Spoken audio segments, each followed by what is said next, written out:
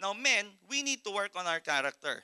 And let me just give you this, okay? By the way, the passage is so really, really nice. 6 verses for the women, 1 verse for the men, okay?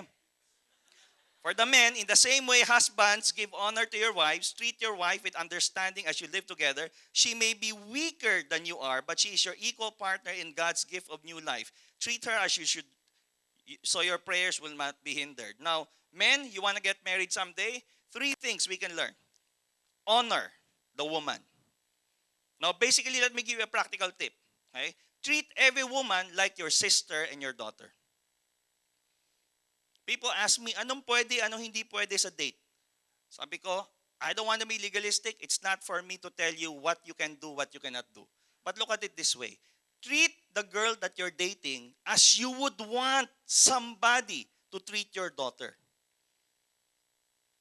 When somebody takes your daughter out on a date. Basic yun, di ba? Okay? So, kung ano para sa iyo acceptable na gawin ng isang lalaki sa anak mong babae, yun ang gawin mo. And I believe if every man were to keep that in mind, that this is somebody's daughter, this is somebody's sister, and if she was my daughter or my sister, I would treat her with respect. Now, do you know what honor here means? The word honor here means fixed price. Ano ibig sabihin nun? When you say you honor somebody, it means that the person has a fixed price. Do not haggle. What the Bible is saying is women are precious. They have a fixed price. Walang tawaran. If they are worth this much, treat them as they are worth that much. Now, our problem is tumatawad tayo eh. Right? We don't work on the character. We think, oh, this woman is cheap. This woman is easy. This woman I will date, but I will not bring home to meet my parents. You're not being an honorable man by not honoring a woman. Men, you want relationships to work out? Respect women. Honor them. If respect is important to you, honoring women is important to women. She is valuable. Treat her as she is worth. Wag kang tumawad. She has a fixed price. Walang discount.